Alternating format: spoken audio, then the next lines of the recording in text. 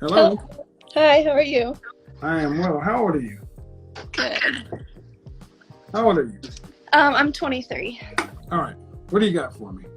I'm just curious. I hear you saying high value man, high value woman.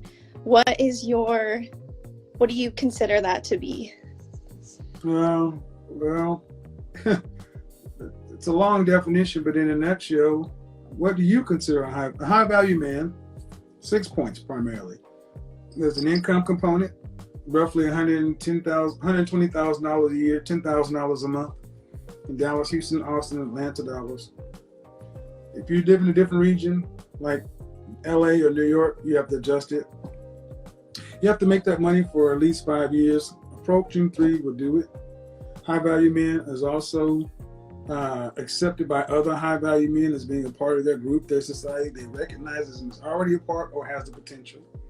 High value men has a network of high value men and others. High value man has his entire life is LinkedIn level. It has visibility. So he doesn't just go by the title of saying I'm an entrepreneur. It means something like I'm the head of cardiology at Hopkins, something that people kind of know at a LinkedIn level. And lastly, this is no order of importance except for money. Money has to start there. If it doesn't exist, it can't be high value. Lastly, he's useful to others and the group. Now, this is by no means the only criteria, but it's the most universal. So you think Huh? that having money is one of the number one factors to being a high value man? Well, you can't be high value and homeless. Well, I'm not saying homeless, but I mean, as a person that grew up with a father that is considered to be a high value man, that He may makes make a lot of money. That doesn't make him high value. exactly, but I just gave you 6 criteria, only one of which is money, and money has to be there. This is non-negotiable. But what if they have all of those factors but make 70,000 annually? Why? Is that really a hill worth dying on? I mean, how about this? if I were to make... How about this? High value has to have a dollar component, and whether you value it or not, this 6-figure thing has been around since 1983, and it was given to us by women. You're 23. Learn a little bit more before you try to come in with your opinions. This has been around. Listen. This has been around since 1983. No romance without finance. You got to have a JLB if you want to be with me. Don't want no scrubs. Women have been saying they wanted the 3 6s, 6 feet, 6 figures, 6-pack for longer than you have been on the planet. And that is, listen. Oh, I am That listening. is what women decide that they value. That's what they seem they value in men. They value a man's resource and production. But there are also other things, because you can have a lot of money and not be valuable. So to answer the question, well, what about $70,000? It's a distinction without a difference.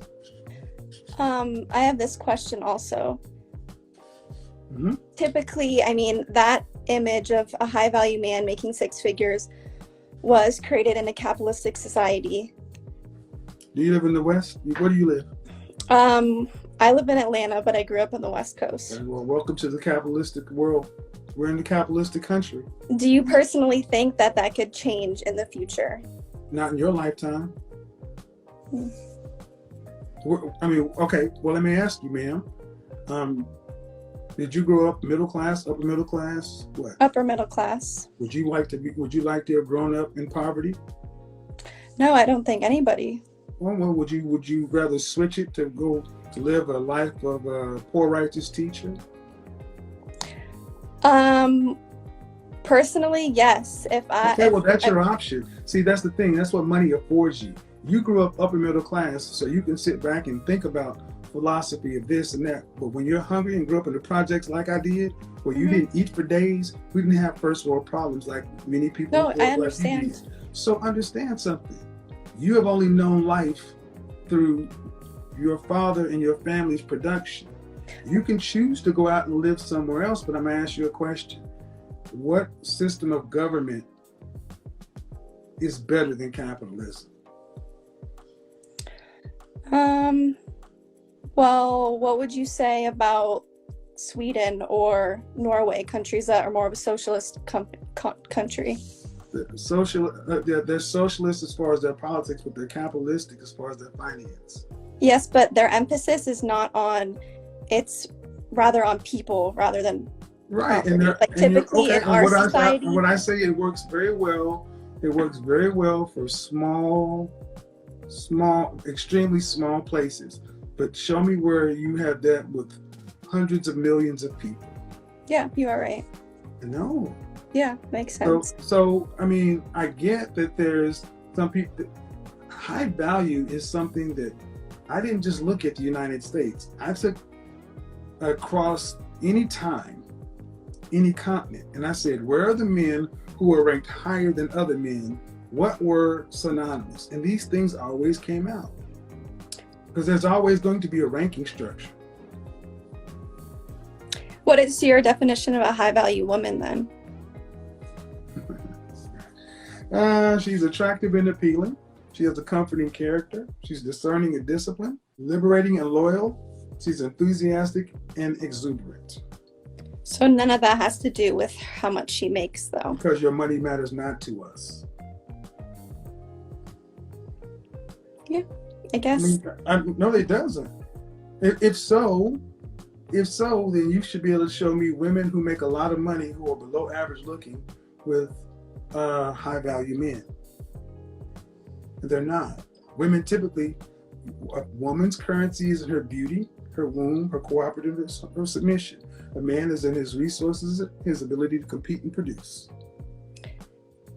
Michelle Obama, Ruth Bader Ginsburg, these are all extremely... Michelle Obama did not marry a bum. She was in law school. I mean... But okay, Michelle Obama did not marry a guy on the corner. Barack was in Columbia and Harvard, ma'am. I understand that. I'm not saying like a bum, a homeless man. I'm saying someone that makes $31,000 to $70,000 a year. Do you know about Barack Obama and why Michelle? Yes, he was a law student. You know exactly, and he was the president of the Law Review, and he had political aspirations. That's why she got with him, because that was a political marriage. Ruth Bader Ginsburg, ma'am. Sure. My question is this. You live in observable reality. It seems like you have an issue with money. Because, I mean, personally, growing up with money, it can ruin people. Well, it can ruin a relationship. Here's what you can choose to do. You can choose to say, Mom and Dad, I don't want any inheritance, any insurance money. I want none of it. I'm going to give away all. Did you go to college? Yes. Did they pay for it? No. Okay. You can choose scholarship. Okay. You can choose to give back anything your parents have given you after 18 years old, and you can walk the earth like Kung Fu. You can go through life like Gandhi if you choose to, because you're an adult. You can make those choices. But here's one thing I will almost guarantee you. Very few of the people who grew up in your neighborhood will follow you. They like lights, I agree with that. Heating, air, and Whole Foods. The reason why I'm questioning this is because it's a first world problem, man. That's really what it is. No, it's because, yeah, it is. My family didn't grow up with money. As I grew up, that's when we got more money. What do you mean your family didn't grow up with money? My dad, he made his own money from as soon as we were all born. Like he didn't have anything, basically. That's why. Okay, so may I ask you, he made his money for his family because he didn't grow up with it. Yeah, he grew up with nothing. And then my mom married him when he had nothing. But when he had nothing, he made it, then he had a family. Did he make you guys live like he lived prior to the money? No, because in this capitalistic society. But why didn't he do that? Because he's been inundated by the idea of capitalism. Listen what I'm asking. You said, why did he do your that father grew for up his with family? Nothing. Exactly. Your father grew up with nothing, right?